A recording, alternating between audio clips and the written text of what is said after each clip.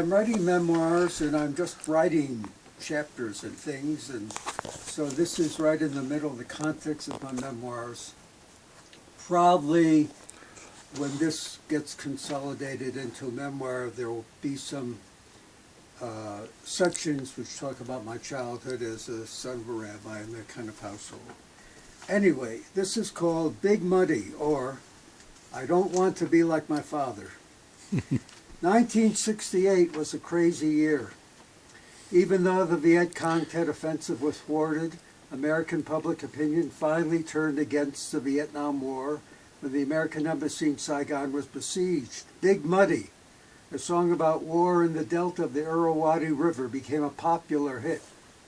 The public was horrified, and why should it have been surprised by the dogs of war? With the American massacre of 300 unarmed men, women, and children in the Vietnam hamlet of My Lai. Russia invaded Czechoslovakia to maintain the communist fist in Eastern Europe. Worker unrest in Poland, supported by the anti-communist Catholic Church, became the Solidarity Movement. Police riot violence dominated the Democratic Convention in Chicago. Black American athletes raised their fists in the Black Power salute at the Olympics in Mexico City. When Martin Luther King was assassinated, I watched the ghetto burn from my Washington office window. Not all was negative. In the tumultuous year, and especially since 1964, thousands of young people and some older people established communes, experimented with different kinds of communal living, rebelling against the hypocritical conformity of the 50s. And now, during the 1968 Summer of Love, young hippies wandered through America, many of them using psychedelics to break through to a new spiritual reality. The Lama Foundation, the oldest continuously operating community, started in the 60s. Lama, which would become so important a part of my life 22 years later, was then barely a year old.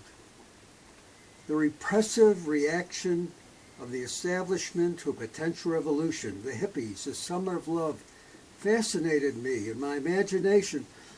But that life seemed on another faraway parallel place.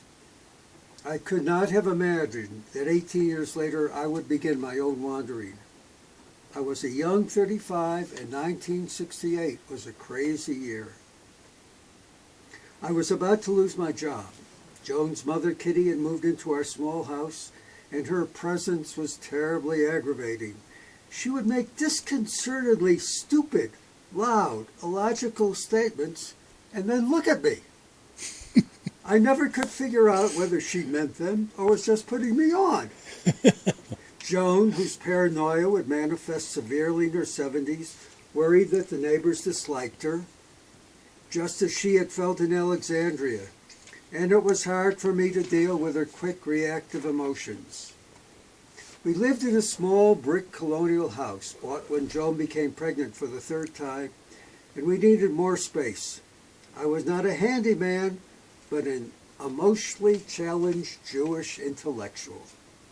Nevertheless, I decided to turn my frustration into becoming a happy homeowner with a physical outlet to help me cope with my marital and job worries, a project to get me out of the house, away from the clashing female energy of a ferociously emotion-driven mother and daughter who had trouble with each other. I threw all my energies into building a handsome backyard brick patio, 10 feet wide in the width of the house, 30 feet long, 300 square feet. I hand-dug that enormous pit 18 inches deep to accommodate 2 different sizes of gravel for drainage and a bed of sand on which to lay the bricks. I dug out 450 cubic feet of earth and replaced it with rocks and sands and then bricks. By the way, this memoir is for my kids, so you have to imagine my kids reading this. I was possessed completely by the energy of my frustrations and angst and my driven need to be out of the house whenever I could. When it rained, that backyard pit became a big, muddy swamp.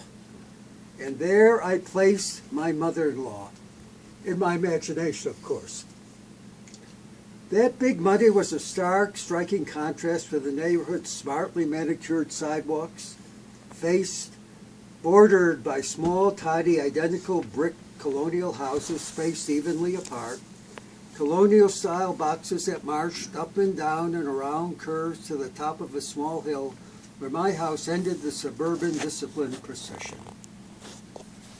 It surely was a summer of suburban madness, disguised as a socially useful backyard neighborhood-enhancing building project.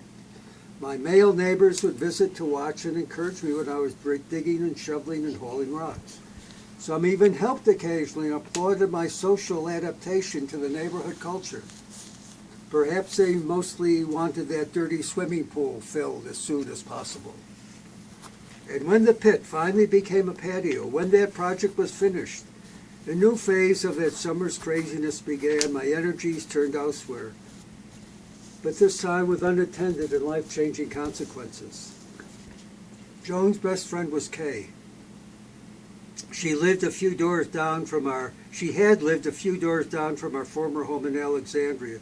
She moved to Arlington about the time we did. Kay also lived in a very similar box about half a mile away. Her husband was a nice, handsome, dull man from Iowa with an even, rectangular, freckled face and a squarish head with short, curly red hair. Ken was a mid-level civil servant from Iowa. Kay was from Wisconsin. She was tall, more interesting and significantly more intelligent than her husband. Blonde, blue-eyed, fair-skinned, very literate, an attractive, well-proportioned Scandinavian type with a quiet voice and a soft, mild disposition. Men ignored her more attractive intellectual qualities because of her blonde, conventional beauty. How did the attraction between me and Kay change into thwarted passion? I probably had lusted after her when we both lived in Alexandria. The affair started when her husband was away for 2 weeks. National Guard training, summer training. Perhaps it began when I needed to deliver something from Joan to Kay. But soon we found ourselves deeply engaged in an adolescent passion, holding hands, talking, the lust quickly turning into a more dangerous love energy, an energy foreign, perilous to our everyday suburban lives. I found reasons to visit her, and, strange to relate, but clear in retrospect, Joan seemed to encourage my visits to Kay. She must have known what was happening. Why did she encourage me to visit her? What strange comic twist was this? Was she trying to precipitate a crisis, to resolve both their marriage's long-standing repressed problems and the more immediate marital issues, separating wounds that were becoming more and more obvious but which were impossible for us to talk about? Whether we even kissed, I don't remember.